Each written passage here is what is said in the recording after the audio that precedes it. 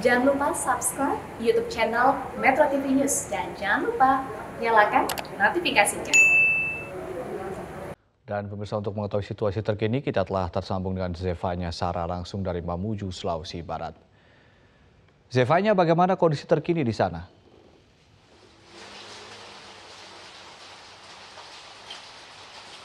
Iya Ade, dari pantauan kami untuk situasi dan juga kondisi dari Kabupaten Mamuju pada pukul 18.40 waktu Indonesia Tengah, ini kota Mamuju masih terus diguyur hujan deras begitu sehingga di beberapa ruas jalan, salah satunya di ruas jalan tempat saya berada saat ini yaitu di Jalan Ahmad Pirang, ini ada genangan air begitu Ade. Selain itu juga kami pantau di sekitaran sini, bahkan di beberapa daerah lainnya untuk arus listrik ini masih terpantau masih padam begitu Ade, sehingga warga sekitar sini ini masih mengandalkan penerangan seadanya Ade.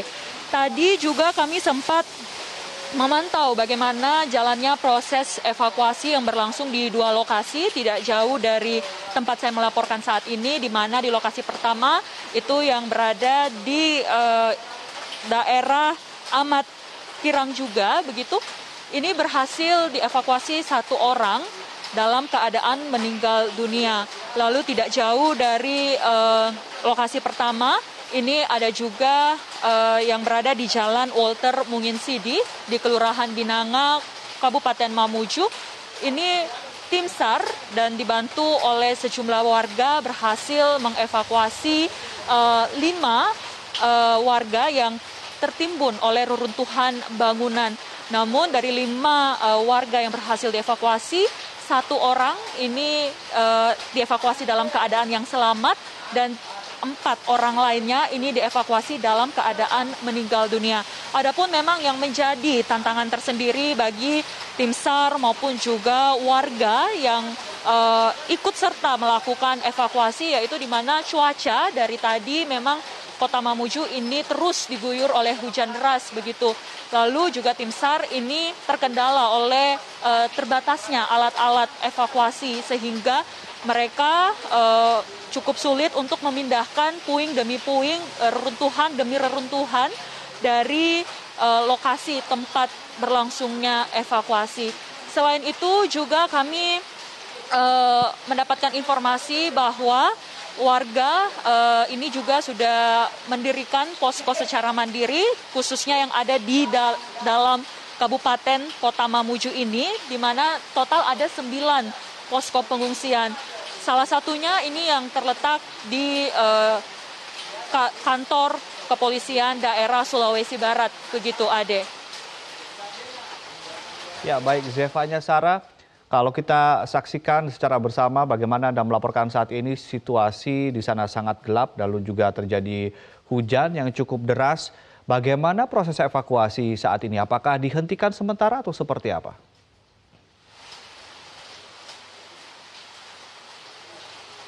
Iya, dari informasi terakhir pada saat kami melakukan peliputan di lokasi kedua, tepatnya di Jalan Walter Munginsidi, untuk saat ini memang proses evakuasi yang terjadi di beberapa titik tidak jauh dari masih dalam Kelurahan Binanga ini memang dihentikan untuk sementara karena memang kendala hujan yang terus mengguyur Kota Mamuju ini dan juga keterbatasan alat, khususnya alat penerangan, sehingga untuk sementara proses evakuasi yang berlangsung di dalam daerah Kota Mamuju ini dihentikan sementara. Namun tim SAR ini masih tetap terus standby untuk menunggu laporan dari warga apakah memang ada anggota keluarga atau kerabat lainnya ini yang masih tertimbun, diduga masih tertimbun di bawah reruntuhan puing-puing bangunan yang runtuh akibat gempa 6,2 magnitudo yang terjadi dini hari tadi, Ade. Saat ini warga masih melakukan pencarian secara mandiri jika memang mereka merasa ada anggota keluarga yang masih tertimbun, begitu ya?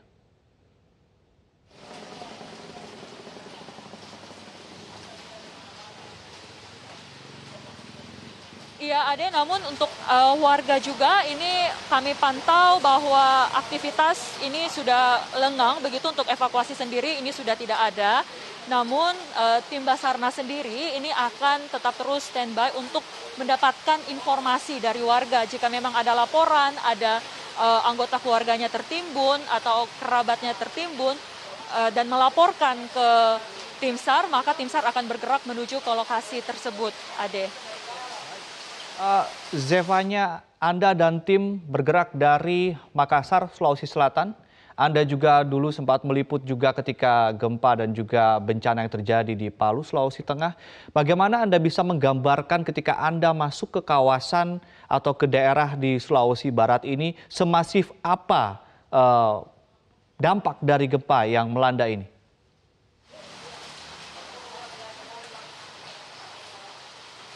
Baik, Ade, jika kita bandingkan gempa yang terjadi di Palu, Sulawesi Tengah dan gempa yang terjadi di Kabupaten Mamuju, Sulawesi Barat, tentunya ini ada kedua peristiwa yang berbeda, di mana memang ketika masuk ke daerah Palu pada saat itu, kerusakan memang langsung terlihat cukup signifikan. Namun, tadi kami masuk ke Kabupaten Mamuju, ini melalui jalur udara, kami mendarat di Bandara Mamuju, Sulawesi Barat di daerah Tampa Padang, begitu. Kami masih belum melihat adanya kerusakan sepanjang jalan karena memang lokasi dari bandara sendiri menuju ke kota Mamuju itu berjarak sekitar 30 menit, begitu, Ade.